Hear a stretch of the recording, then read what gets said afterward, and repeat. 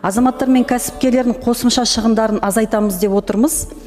Онда ұқсас қызметтерді мемлекет цифрлық форматта ұсыналатын болса, қайталанатын нотариаттық рәсімдерді сақтау қаншалықты орынды? Таких нотариальных действий у нас на сегодняшний день совершено более 1 миллиона, уже 1,3 миллиона действий. Ни на одной из них жалоб у нас не поступало.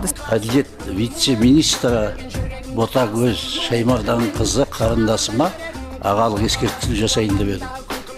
Сіз әділет вице-министр ретінде мемлекеттік тіл қазақ тілі екенін білесіз. Осында қаншама депутат мемлекеттік тілде сұрақ қойды, бірақ сіз мемлекеттік тілде жауап бермедіңіз. Тіпті Екатерина Смолякованың да мемлекеттік тілдегі сұрағына мемлекеттік тілде жауап бере алмадыңыз. Бұл әділет министрлігінде келесіде мемлекеттік тілді білетін өкілді жіберсеңіздер, немесе сіз өзіңіз үйреніп келіңіз. Әділет вице-министрінің мемлекеттік тілді білмеуі әділетсіздік.